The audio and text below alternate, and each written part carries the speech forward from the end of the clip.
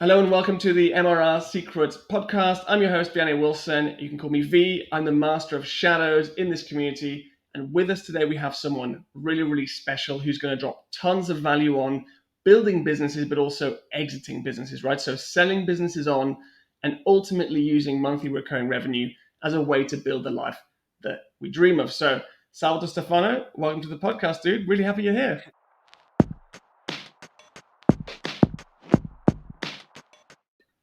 Hey V, appreciate you having me on today, man. Congrats and getting this started. There's so many of us, we always talk about, hey, I'm gonna go start interviewing people, or I'm gonna start a podcast or a talk show or a YouTube channel, and here you are doing it, and so I commend you on that, bro. Congratulations. Thank you, I appreciate that. It was a very organic idea. I realized that for MRR Secrets, I just want to give people more, and I was like, how do I do that without personally having to have so much pressure? And I was like, bring in the guys that have done it, that have built the businesses, that are running big things, or people like you who've exited multiple businesses, who are now traveling around. I can see from the background, it's looking beautiful, right? Like it's green, it's stunning, it's cool. Yeah, So yeah, absolutely, do man. you want to give us a quick background about what your kind of business history have been, so that people listening to this or watching this, they know what we're about to get into? Oh man, my life is pretty boring, man. Nothing too crazy, just went to school, took my parents' money, started a business. Nah, I'm just kidding, bro. That's that's not exactly what happened. Um, so to put it very simple, my entrepreneurial career, started when I was pretty young, just because my dad, he owned his own small businesses. Like he wasn't like a wealthy guy or nothing like that, but he made enough to take care of five kids and a wife. You know what I'm saying? Yeah. And so so I learned a lot of how not to do things, but he instilled into me a couple things like taking care of your customers, even if they're not right. Like one person who's going to complain about your business, well, that's going to cost you a lot more money than just making them happy, like whatever it is, even if Well, they're completely wrong. And just how to have a portfolio, showcase your work. I could go back and think of all these little things I didn't really realize were lessons until I got older. But at the end of the day,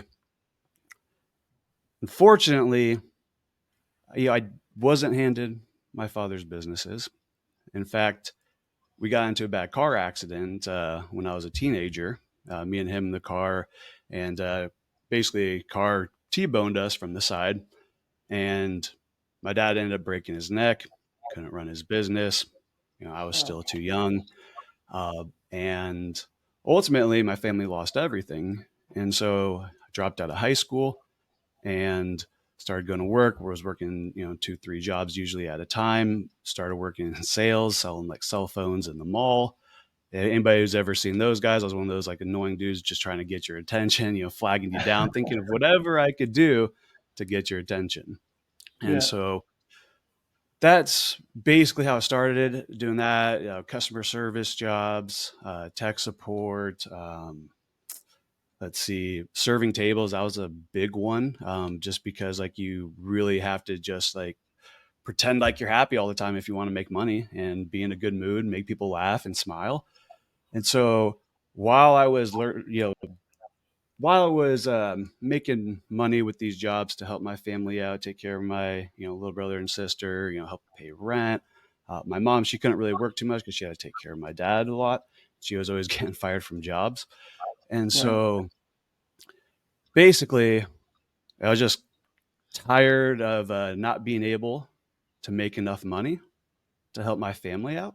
I felt like as soon as I made money, it was just you know uh, what do they call it? From anyways, forgot what the saying is, but point is, as soon as I made the money, like it was gone, just gone. Yeah. And so I was like, I'm never going to get ahead this way. And all the jobs and careers and stuff that I wanted to do, people just wouldn't hire me because of my background or experience or lack thereof, or because I didn't have a certain education. Even though I started like learning skills like graphic design and things like that. And Right. so that's why eventually, after about 2 years of just studying and basically lurking on the old internet marketing forums. Anybody who's been around for more than 10 years knows I'm talking about. Warrior Forum, Digital Point, Black Hat World. I could go on, but there are these websites where you could go on, and there's kind of like where we would talk, these little communities, little text-based websites for the most part.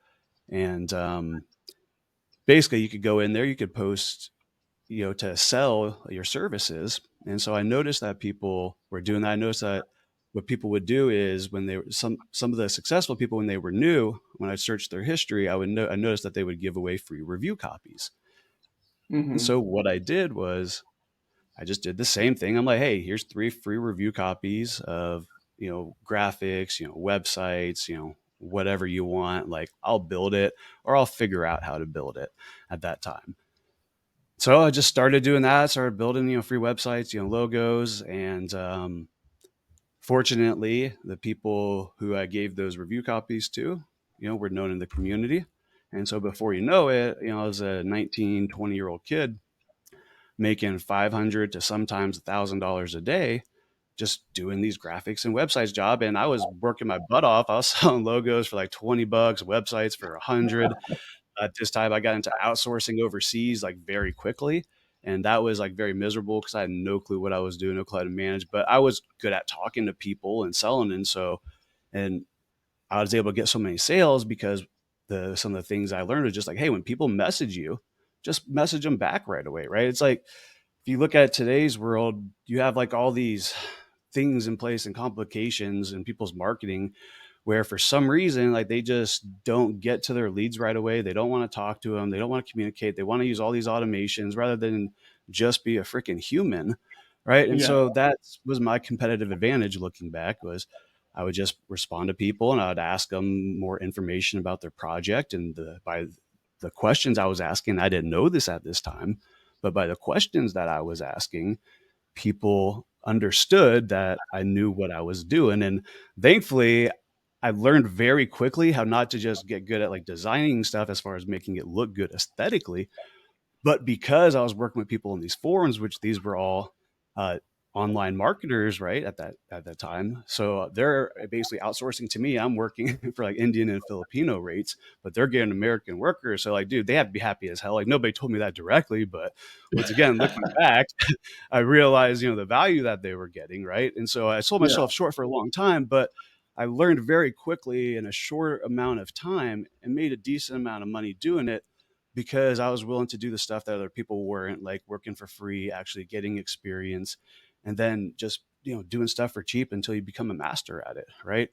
And for sure. so and so a lot of people, especially in the digital marketing, digital agencies, coaching, all that stuff, one of the biggest problems that we have right now is that people just want those instant results. And because people, that's what they want, that's what they believe, they keep buying it. And so that's why you keep seeing this kind of marketing and strategy and tactics going on. But anyways, getting back to your main question here Yeah, so that's kind of how everything got started for me.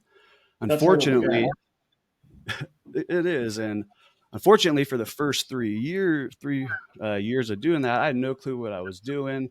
And once again, when I was making money, I was spending it back out. I didn't understand, how to put money away for, profit and for taxes and for growth and scale and how to actually outsource and hire people, properly.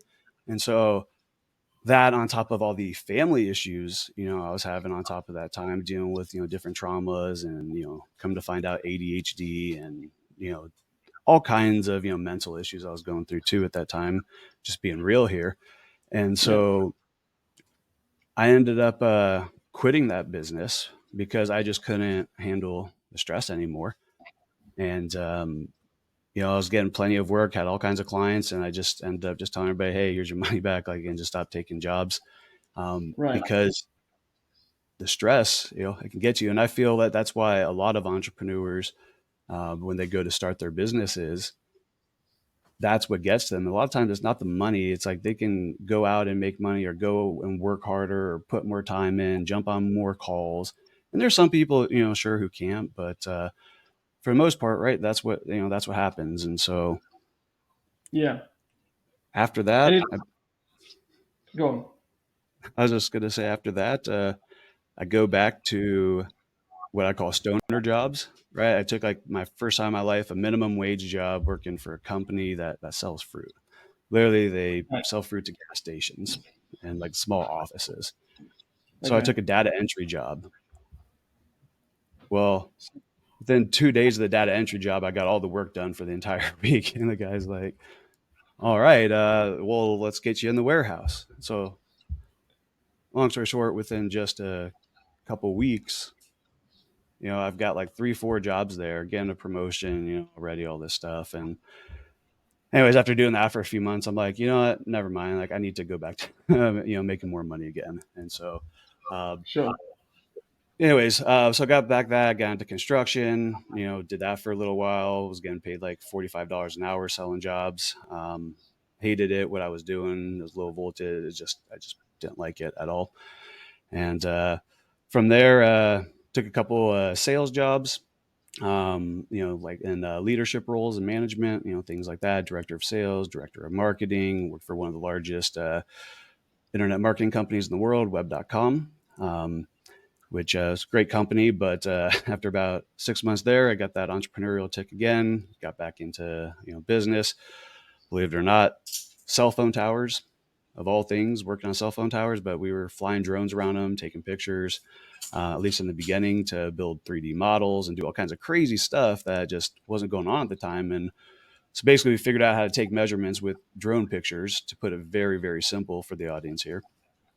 And so basically, we were able to get within a hundredth of an inch accuracy, with just these Wow. pictures, to give these engineers like drawings so that they can figure out like how to add 5G and all these other antennas and stuff to the towers, like, right, otherwise they'd have to send crews out. So basically we figured out ways to do all that, but unfortunately people didn't want to accept the technology. Everything was too new, they didn't trust it, it was hard to get work, so we had to pivot to working on the towers, which absolutely sucked. It was garbage. Yeah. And dude, I was talking negative 20 degrees, climbing cell phone towers. I was like probably 320, 330 pounds at this time, like literally Wow. knocking ice off tower, hundreds of feet in the air, freezing your butt off. We had like 3 crews going, each making, like, well, in the beginning, 3 crews, it grew, but making like, $5 grand a day for each crew. So there's a lot of money involved. But Yeah. I remember, being on top of one of those towers, and I'm just like, and this is scary as hell. I'm not even gonna lie, dude. Like, it scared the shit out of me. The only reason why I was able to do it at all is because I had, the majority stake in the company, right? And Right. so, long story short, we almost go bankrupt within the first 6 months. We pivoted from the drones to actually working on the towers to growing the company 350 grand a month. Uh, Fortunately, to get the money to pay for all the crews and the trucks and tools and equipment and all the overhead that goes along with all that. Well, I had to give up. I gave up a lot of equity in the business. Yeah. And you might be able to guess what happens next. Business blows up. Hey, we don't want you to be the CEO anymore.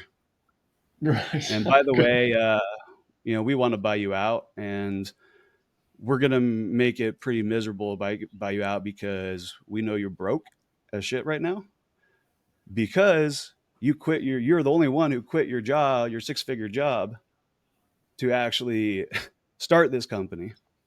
Right. And long story short, got kicked out of my own company, gave me a few bucks, and pretty And that much was it. went on back in. Yeah, exactly. And after that, got back into, guess what? Business building. Yep. Business building, digital marketing. Yeah. So It's I had really interesting too, is like the thing that you described, you were speaking about earlier. I got that entrepreneurial itch you said. I think every single person listening to this can resonate with that, because we've all been through, when you think about those phases and what you just spoke about, the initial phase, but I think where you realize that there's something that you're willing to do stuff that others aren't. I think that's the first inkling of entrepreneurship, right? You being in those shopping centers selling the phone cases and stuff like that. That's the first moment of like, I'm willing to do this, others aren't willing to do this. And then as you build things and things become really tough, I think we've all been through this, or a lot of people listening to this are going to go through this. It gets really hard at one point, and there's like the devil on one shoulder and the angel on the other side going, why don't you just Absolutely. burn it all to the ground and take a normal job? Right? Life would be easier if you did this. And then when you listen to the voice and you do it, which I think in the moment sometimes can actually be healing. I'm not one of these people who's like bury yourself in the ground, like driving this thing endlessly. But after a while, that itch comes back and it goes, there's something about this that isn't satisfying to you. And then you do exactly what you've done, which is you build another business. Now, then you obviously it got released, let's say, as the CEO. So what was the next part for you? What was the next business that came after that in digital marketing? Yeah. So crazy enough, one of my buddies, his name's actually Jordan Parker. He owns his own Facebook ad agency working with chiropractors. But Cool. before he was working with chiropractors, this was like right in the very beginning when he first started it, before he was making any money. Before all that, this time, let's just say he was in transition state of his life. We'll just say that much. Yeah. But the point is, I gave him advice years ago, and we became buddies after that. After he had some marketing advice, because I forgot how we knew each other, but it had nothing to do with business at the time. But so anyways, we get on a call and give him some advice, become good friends. And I see a post of his, like, just right around the time where I'm getting ready to exit this company, and it's talking about high level. And this is like right around like the beta time of high level, like right at it or right after it got out of beta. It's like somewhere around there. It has to be close to 4 years ago now. um, and so I see it and I'm like, huh. And it reminded me of, because in the past I had did a joint venture. I was doing sales for a company that was doing a lead gen for real estate agents, but their problem was the real estate agents would never like call, text, contact any of their leads, period. Right? They would say like, oh yeah, I'll call them, and then you'd reach out to them and be like, hey, how things going? They're like, oh, none of the leads are answering, this, that, the other. I'm like, okay, well, you calling them? She's like, yeah, I call them once every Friday at 3 p.m. I go through all the leads. I'm like, what? I'm like, lady, like I told you about this on the phone. You signed on the agreement that like, you would call the leads every day. So long story short, like I didn't like that people weren't really getting the results that they could, and even if it was their fault, I didn't like that there was like a lower percentage of people who would actually get results in Yeah. that joint venture, and that I was in. I was like a little bit before the tower company, while still working with like other marketing companies and stuff. Just something on the side I was doing, and Yeah. so it reminded me of that situation. I'm like, huh, well, this is going to fix the lead gen issue, because that's one of the reasons why, even though I've been in digital marketing for a long time, like I've done everything out there, and that's how I got started. Like I just learned everything. It stunted my growth for a long time because I was like a generalist and was learning everything. But once you learn Yeah. everything, then like you understand, the overarching strategies, and then you can go and build whatever you want if you need to, right? You can become a one man army, especially with AI nowadays. Um, Yeah. but but the whole point is here, high level came out, and I'm like, this is going to be revolutionary, and And it was. decided, exactly, and got into it, and got into that. And believe it or not, when I first got started, there was like 4 different industries I was looking to get into.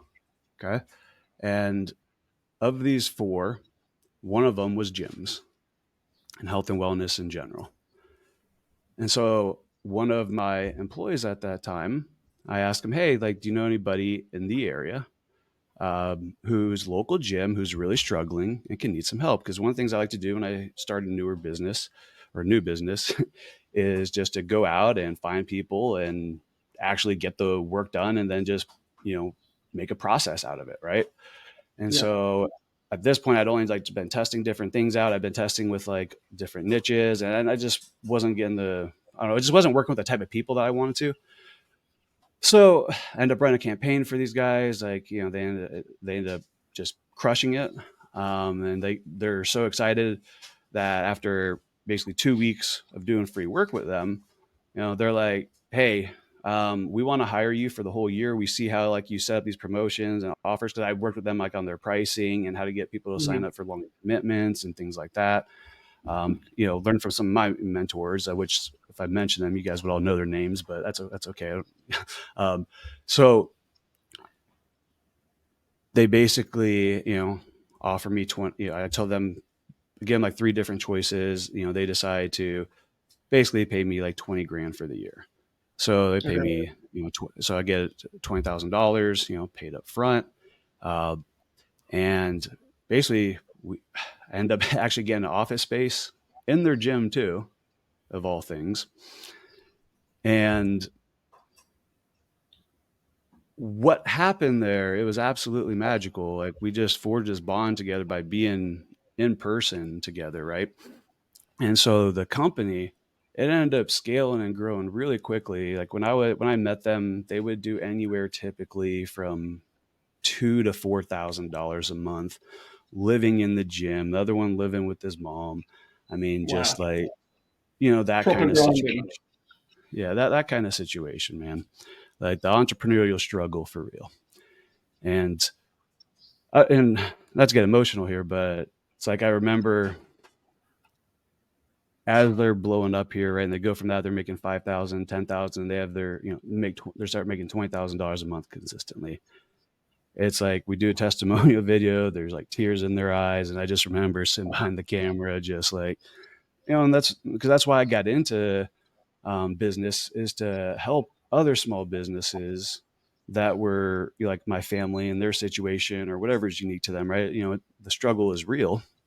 And I end up working with all these larger corporations and getting, screwed by all these suits, and later in my career after kind of forgetting that.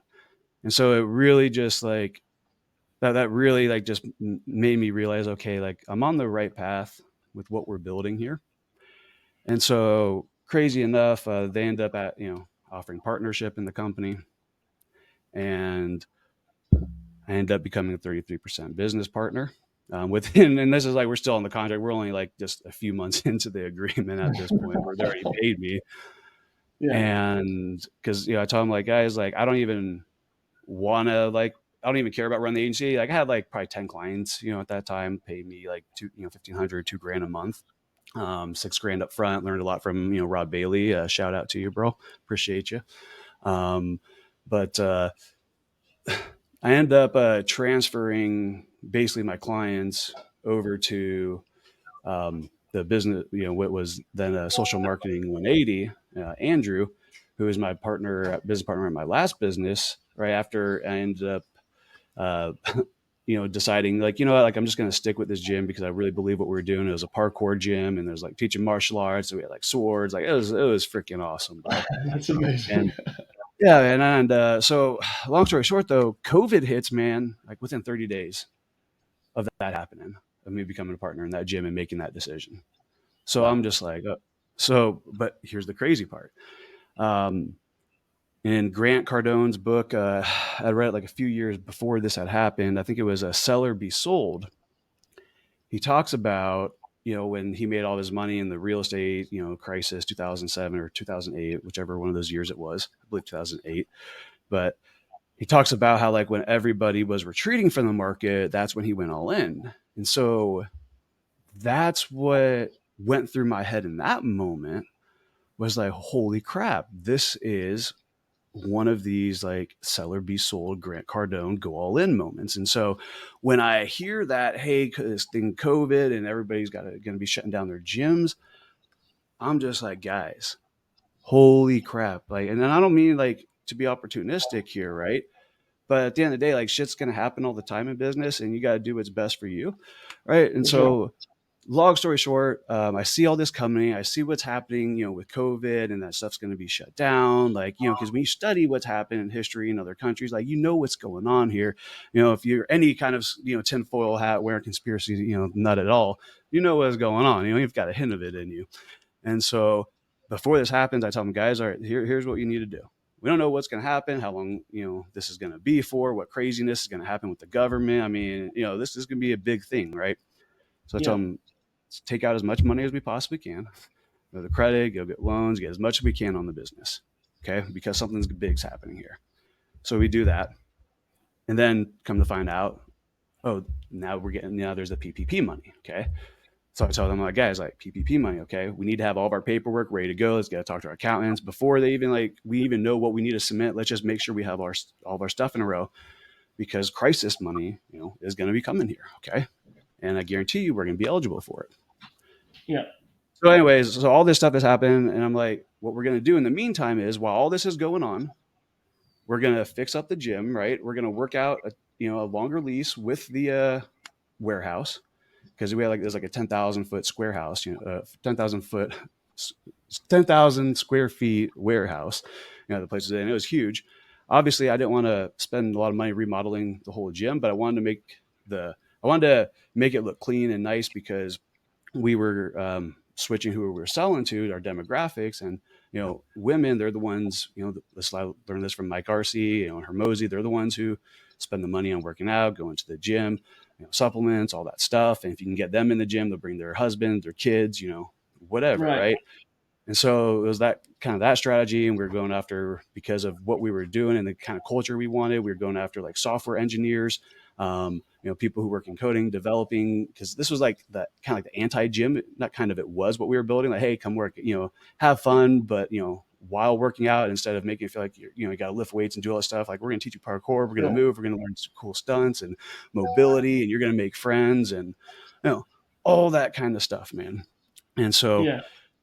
we spent about 2-3 months installing, and this is my favorite framework or operating system to run your entire business. Okay. If you haven't read Traction by Gino Wickman, you don't know what the entrepreneurial operating system is, read that book if you're looking to grow and scale your company. It wasn't until I read that book that I actually even wanted to start another business, by the way, before I got into that tower company. And so that's what inspired me to do it. So please read that book. It will absolutely change your life. So So that being said, so we installed that. We, rebranded, their marketing. For the front entrance of the gym, that's the thing that I made super clean. I got, not only did we get, not only by extending our lease, I was able to get, we were able to get I think it was $15,000-$20,000, from the company that we were leasing from, to, uh, you know, make the gym nicer, right? So we installed new flooring. We got there's nice signs and stuff to put by the front of the gym. We put some nice vinyls up. Made a very a dedicated sales area that wasn't closed off, but was kind of out of the way at the same time. So once again, it's something to learn. When you're doing sales, you want people to feel safe, but not where everybody can hear everything that they're talking about, right? You don't want to lock them in a room. So anyway, so we just by making that front area nice and saying, hey, the back of the area is a gym, it's meant to look urban, which it is, right? Like the real world, because that was the thing that we teach.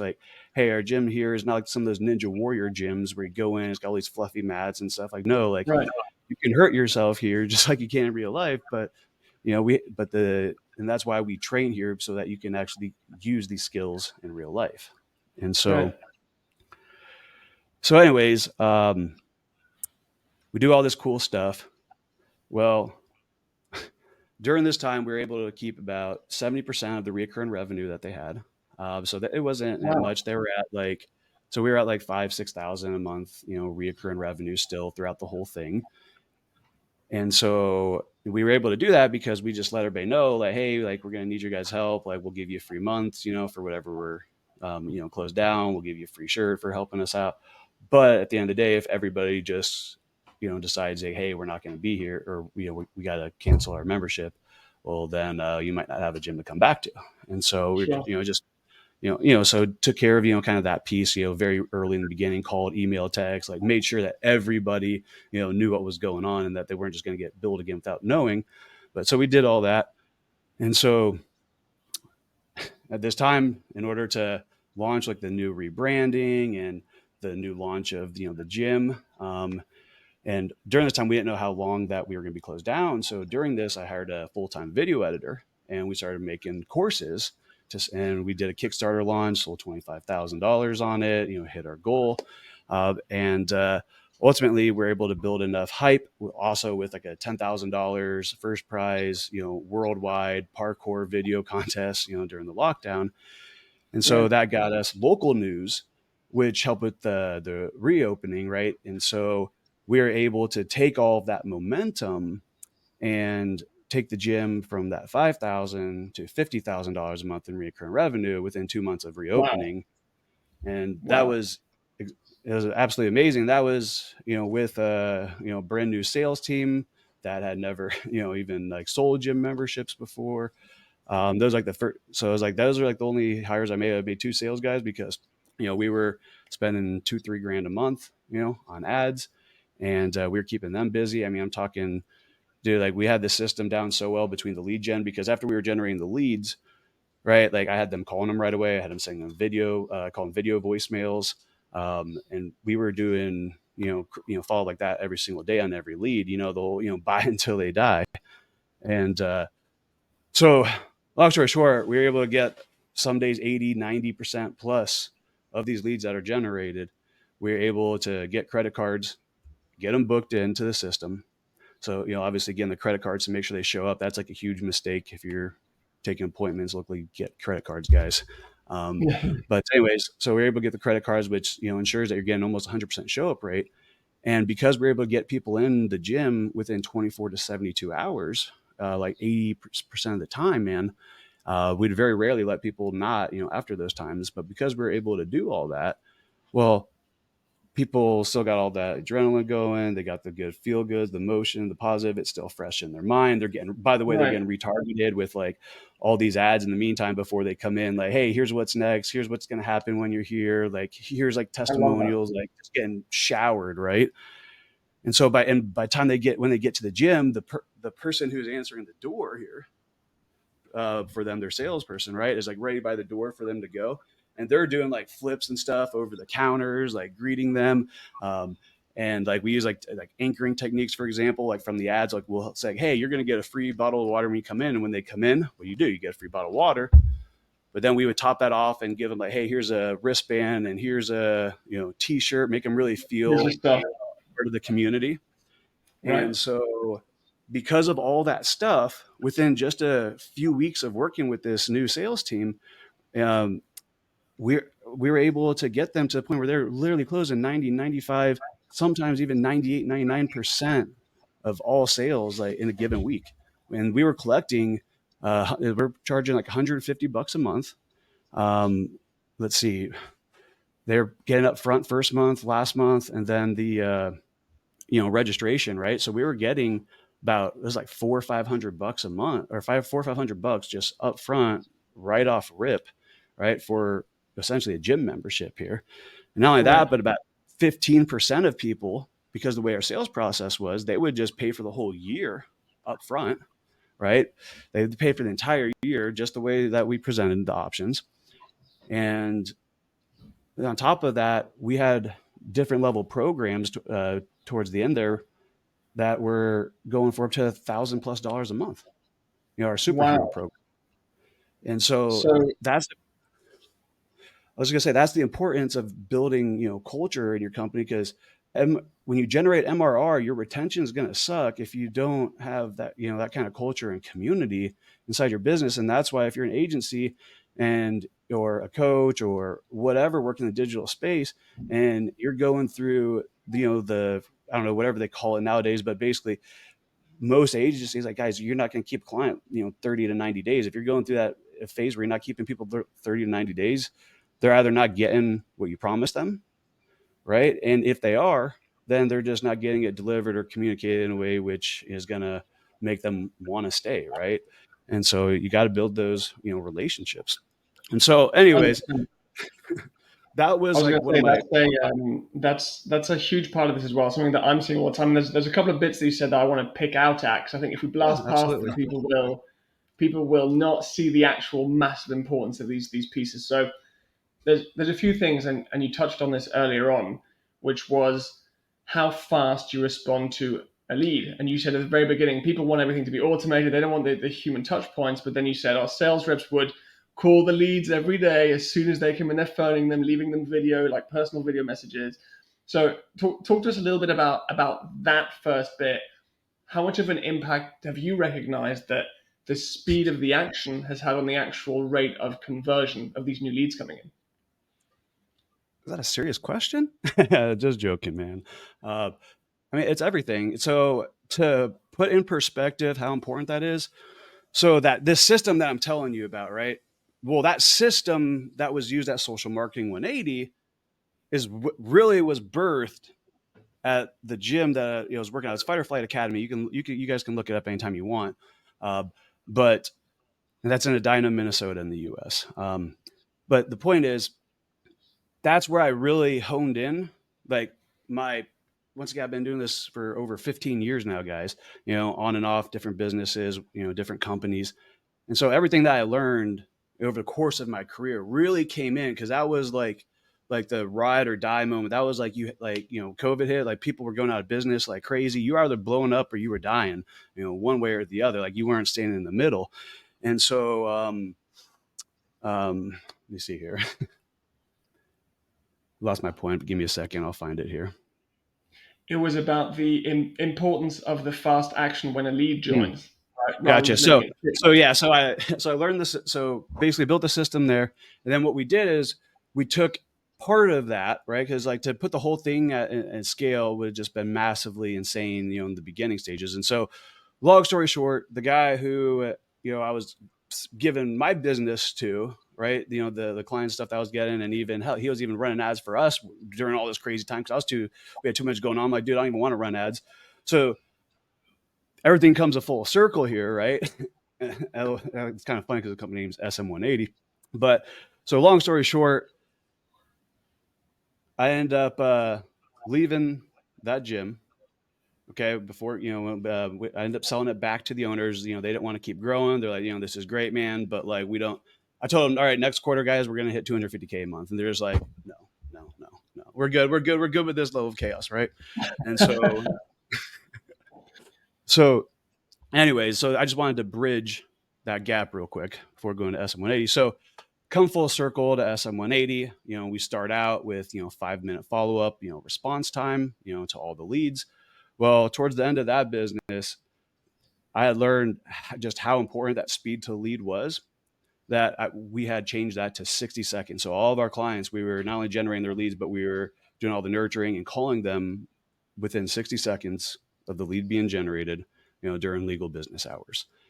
And it literally made about, depending on the client we were looking at, we've seen anywhere from 25 to 50%, just like increase in pickup rate. And that's going from 60 seconds to under 5 minutes, guys. That's not going from 10, It's like not hours you're or past days. 5 minutes. Like, dude, you're not like in your lead gen agency or your business dealing with leads and you're going past 5 minutes. Like, dude, like you're out of here. Like, even if it's automated, like, I'm telling you, like people aren't stupid. They know a lot of these automations, unless you're very good and really understand how to do that and want to be ultra deceptive too. Like, hey, and pretend to be like it's a real human, which I don't really recommend, guys. I mean, you can do it, but that quick stuff, it just tends to bite you in the butt. But anyways, though, the point is like nothing's going to replace that. And if you're dealing with, leads that are actually worth a significant amount of money, it's like, why would you not want to get them on a call right away or get them, like, it didn't even have to be a call, but like get into like a real text message conversation, like send like a video picture, like send some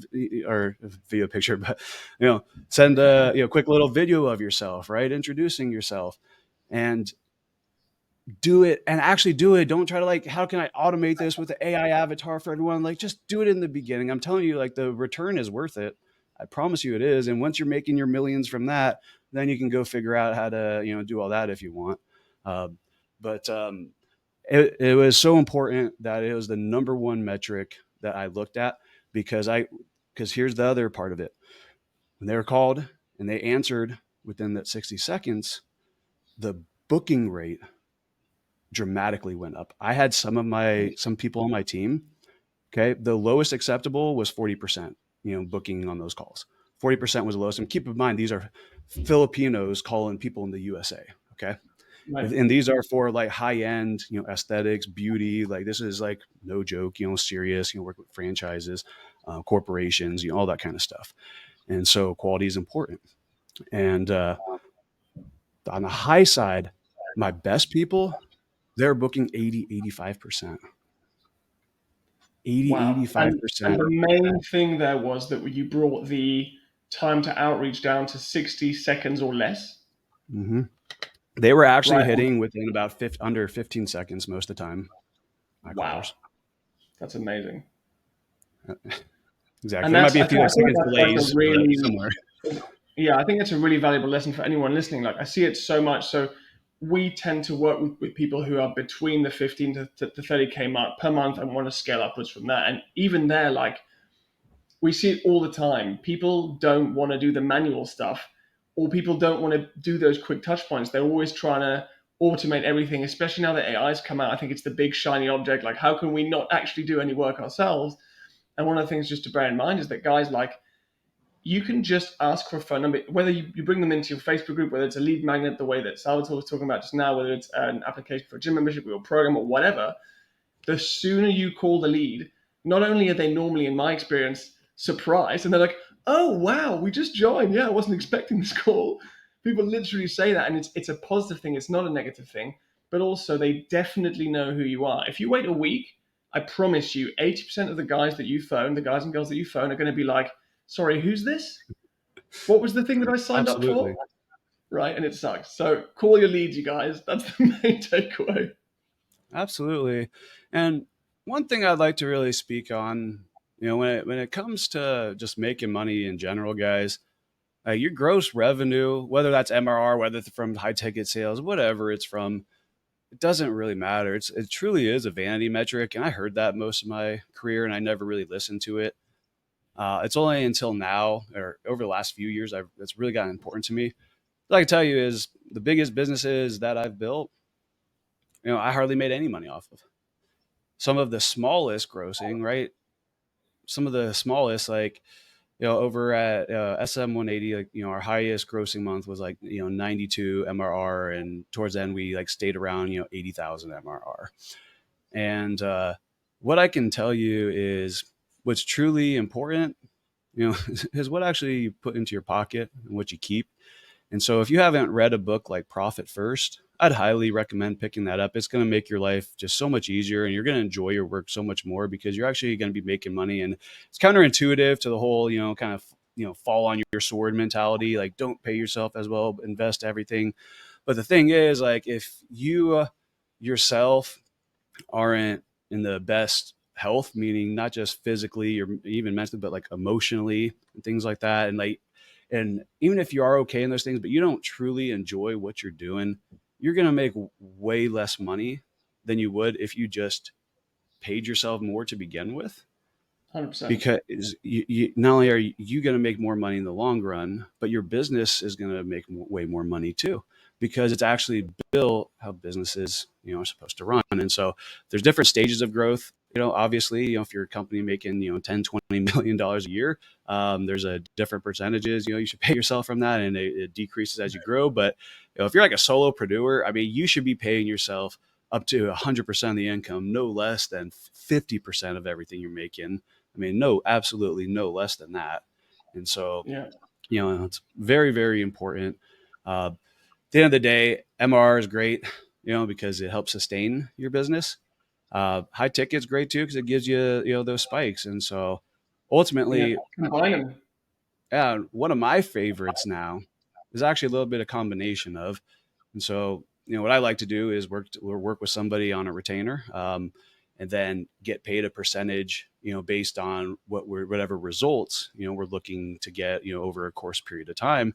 And so that's a lot of like what I enjoy doing now is just, just working one-on-one directly with people. It's not like I take on like maybe a few clients, a year doing that for the past few years. And it's been one of the most enjoyable things to me because I get to give people real advice and value, and I can like pull up some of my, different, SOPs or training documents or videos or high level snapshots or, Right. whatever, and just be like, here you go, man. Like I did the work. You know what I'm saying? Bring it in. And Yeah. But this is it. So you've had so much experience now that you can leverage all the work that you've done before, and you bring it in, you slot it in, and it just creates now a world and a lifestyle and a way of working that's much more enjoyable than what you were doing before. Right. So yeah, it's kind of weird. Yeah, I mean, my full time job now is a podcast host. So yeah, I think it's great. Dude. Like I think it's there's so much stuff to pick out from what you've been through. I think like the really big lessons that stand out for me, and I think maybe this is a solid recap for the people here before we ask you what kind of advice you'd give people that are starting out and stuff like that. So things that have stood out for me are just willing to do the thing. Like so many people in say coaching consultancy, which is the kind of space that I operate in, everyone has been sold the magic bullet for the last 5 years. So the realism that's attached with what it actually takes to run a business or to make a business work relatively well is totally detached. I see people being like, I'm just starting a business, but I'm not willing to do sales calls. I'm not willing to have DM conversations. I'm not willing to run any ads. I'm not willing to do this. And like, what are you willing to do? Right? Like, it's going to take some work. So seriously, just like attach that to reality for a sec. If you're not willing to call your leads that have just joined, maybe you shouldn't be in business. Right? That's the first thing. man, And you're in then the and wrong then the industry, second thing whatever that you you're mentioned, doing. for If you don't want sure. to And talk, then if the you don't second, want to talk to your leads, like, what are you doing? Like, you don't. I mean, you're not in an industry you enjoy, or you're not working with people that you enjoy. I mean, it has to be right. something. Yeah, for sure. And then the second thing you mentioned, which I think is huge, is the experience of a brand, right? Especially when we talk about monthly recurring revenue, like you're talking about your gym. If you think about what you guys really did, so we can call it community, but what actually happened is that from the moment that they submitted their lead info, they were in a brand experience, right? From the personalized video they get from the sales reps, they come to the gym, they're booked in, the sales rep is there, they get their free water bottle, they get their band, they get indoctrinated into this world that you created. And the Absolutely. guys that I'm seeing that are crushing monthly recurring revenue, the guys and girls I'm seeing that are crushing it, all of them have some kind of indoctrination where it's difficult to leave. Like you wouldn't just be quitting a service if you left, you'd be leaving like a place and a way of being. That's a huge piece of this. Well, yeah, well, you're breaking away from a relationship, and that's why it's important Right. to have those relationships. And it doesn't have to be you, guys. At Social Marketing 180, I was really disconnected from a lot of the staff, the clients. I didn't jump on, I didn't sell clients, I didn't talk to clients. Like I did, things behind the scenes. Um, but that's how that business was structured, right? And so you don't have to be the one to do these things. If you're not that guy, if like, then that's okay, right? But you have to at least understand these things. And I feel get a little uncomfortable and at least experience these things so that you at least understand who you're hiring or who you're working with, like, or who the people in your company, because if not, you're going to be so disconnected from your company. Like, honestly, like I was at, SM 180, that I just didn't have any passion for what I was doing. I didn't enjoy it because I wasn't me myself. Even though my business was set up to connect with everybody, like I mean, my client, my CSMs, they had weekly calls with every single client, Mm. every single week, and then we had like a monthly overview, of everything that was going on, and they had ways to reach out to us during the week if they needed things, and so we were able to keep 98, 99% retention rate month over month in the lead gen space, which if Wow. you've been in the space for any time, is absolutely ridiculous. And Very yes, I do have the ridiculous. data to prove it, Yeah. because I wouldn't believe it myself, right? Unless somebody had the data on that. But we were able to do things like that because of the relationships. But once again, on the same token,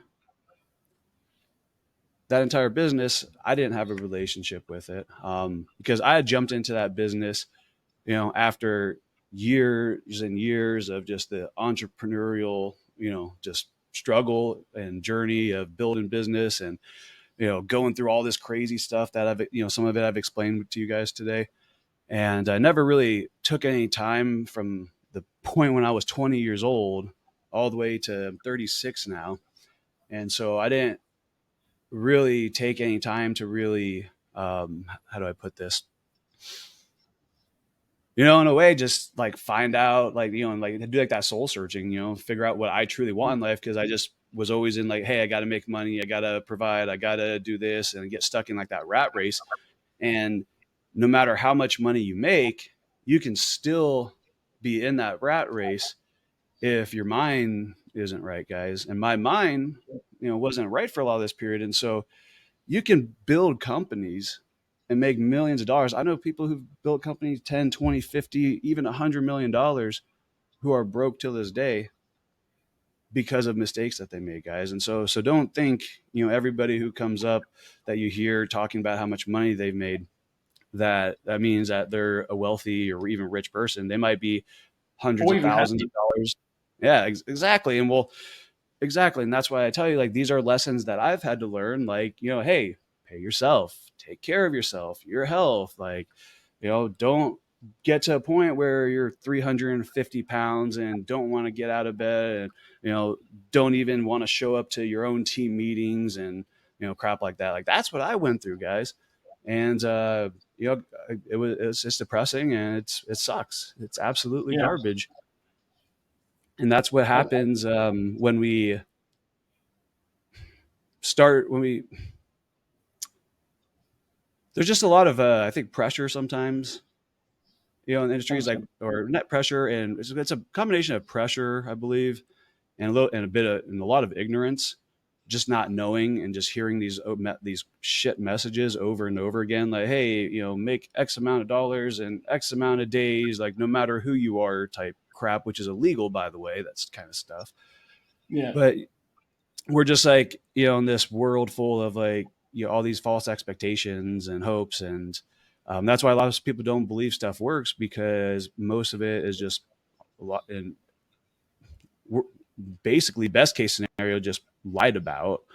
Um, Right. Worst case scenario, purposely manipulate people into Right. selling them some low ticket, 25, 50, $100 thing.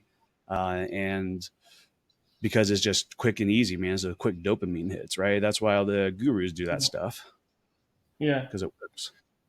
Yeah, it's really interesting. So what I want to finish off with is just to, you've obviously got all this experience. So let's pull two things. What would you give someone as advice who is brand new, who wants to start either a coaching consultancy or an agency type business? Because I know you've been working in all of those. What kind of advice would you say to someone who's totally new who wants to get into that space? Run. Don't do it. um, no. So one of the first things that you got to ask yourself before getting into business, period, is what does the end look like? Like, are you trying to build a company that's bigger than yourself, or and you have like an actual mission to change the world or change your neighborhood or some big goal, right? That's bigger than yourself. Or are you just trying to make enough money to not work a job somewhere else? Here's what I'm going to tell you. If it's the second one, you're probably making a mistake, and you should probably just go ahead and find the actual right company to work with. That's the right vehicle where you're going to learn the type of skills and do the things that you're going to actually enjoy, because you can do that without creating a business, guys. Creating a business, when you're running a business, think about this. You're running a business.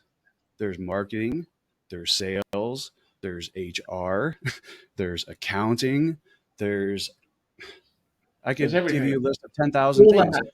Right. There's Yeah. a big difference between even investing in a business, right? That's why there's a lot of people who, after 5, 10, 20 years, they sell, their business for, 50, $100 million plus, right? They have retired money. There's a reason why after that, they just become investors. They don't want to run another business again. Are you kidding? It's one of the hardest. I wouldn't wish it on my worst enemy, running a business. If you're not truly passionate about what you're doing. And here's the thing: if somebody else is doing it and they can do it better, you're probably better off joining forces with them than doing it on your own. That being said, if you're still that 3 to 5%, and you're or stubborn and bullheaded as I am, because you couldn't, convince me, otherwise, regardless, of what I thought at the time. Uh, One of the biggest things that you can do, okay, is to look at your daily habits and make sure that aligns with whatever your long-term picture is. Seriously, like it's that simple. The things that you do every day is what's going to get you the result. So, if you're like, I need to bring on 10 clients and make $10,000 a month. Okay, well, what activities are you doing every day to do that for this quarter? If you're not doing lead generating and sales activities, doesn't matter how bad you are, how much you mess up. Great. You're going to fail every single time. You're going to fail again and again. You're going to keep getting better, but every time you're going to fail, because every time we do something, we never do it perfect, but we get Right. closer to perfection every single time. And that's the difference between being the top 2% person in the world and the top 1%. There's a huge difference there because of that. A top 1% guy has done things maybe 100, 200, 500,000 more times than you have. And so if you Right. suck at talking to people, we'll start talking to people. Okay. If you want to be in business, you got to learn to talk to hell. If you want to live in life, you got to learn how to talk to people. So that skill is going to be important anywhere in life. That's the number one skill. Plain and simple is communication. Whether you want to do that, you can do it, written is also, a way that you can, but ultimately as human beings, communication is either the cause It's of your everything. success or it's the breakdown of it. And so I would get really good at communication. You're going to have to understand, marketing. I tell, a lot of my clients, like, business is very simple. Okay. You just got a few things you got to worry about. Number one, people got to know who you are. Okay. You got to stand out, from the crowd. You got to stand out in an appealing way. If you don't understand what I'm talking about, okay, and even if you think you do, go read Mike McAllowitz's, book about standing out in marketing. Think Different, I think is what it's called, or Get Different, or something along those lines. I can't think at the moment. Very great book. Read that, and you'll know what you need to be able to stand out. Okay, that's step number one. Because if you don't have people who know you, then you can't get to step two, where you don't have people to engage or talk to you, whether that's through social, whether that's on the phone, whether it's email. Doesn't matter. You need people to engage with. Okay, and so that's where the communication comes in. So get really good at communication. Hell, you probably want to pick up some textbook psychology and marketing, textbooks, and learn the fundamentals. That's key. If you don't want to do that, I highly recommend digitalmarketer.com. Ryan Dice, it's one of his companies. And that's where I learned the basics and fundamentals, of marketing. Very great source. And that's going to help you with your, communication there. You also pick up some sales books, whatever. So that's the second part. You got to, be able to talk to them. And the third part is you got to actually be able to have a product or service that people want. And so that they're only talking to you or reaching out to you because they want to buy it. Like, if you don't have something that's actually a great product or service, well, that's like the whole backbone, of your entire business, guys. It really is. 100%. Like, if you want to, it's like you can make 10, 20, 50, 100 grand just selling whatever. But once again, if you want to, build, a company to, an entrepreneurial business, that's what you're going to need to do. And most important one, or not most important, but most important after you get somebody out, bring them on as a client, keep them, guys. It's, I don't have to tell you that it's the number one most expensive thing is to go try to find another client versus, just keeping the Keeping one one. that you have. It's very 100%. easy. And I think that's where even if you don't run a traditional monthly recurring revenue type of business, right? There's a lot of people that are in, say, coaching consulting, where I think Alex Hormozy talks about this. I think he calls it downselling the upsell, where you sell on the front end like a fixed Mhm. transformation for a premium, and then you downsell the monthly continuancy after that, right? But Yep. which is actually the upsell, because that's where the lifetime value comes from. Sure. But that's only possible if you focus on keeping a client. Keeping a client is always, well, A, it's easier, but it's also way cheaper than getting a new client, right? Because you're already building the relationship, it's already part of the service that you're providing, everything else. So I love that. So we're going to need to wrap this up, but let the people listening or watching know, where can we find you? Where can we follow you? How is it that we can maybe talk with you about working with you, if that's the kind of thing that we're interested in? Yeah, absolutely. just Google Salvatore Steffano. You can find me on Facebook, LinkedIn. You can be one of my 150 followers on Instagram. Woohoo! It's Um, popular. right? Yeah, so I just started doing that, working on my personal branding. I have if you are an entrepreneur and you have a special journey that you would like to share of your entrepreneurial struggle and how you got to where that you are today, you can also sign up at fieryforgepodcast.com to be one of my guests. And if you haven't heard of my podcast, go check it out on the landing page. You'll see some of the different guests that I've had on there. And you can go on my Facebook and see some of the lives that we've done if the podcast isn't actually officially released by the time this comes out. But yeah, go check that out. If you want to hear more, the true stories of, what the entrepreneurial life is, you want to hear more stories like mine, that's going to be the best place for you.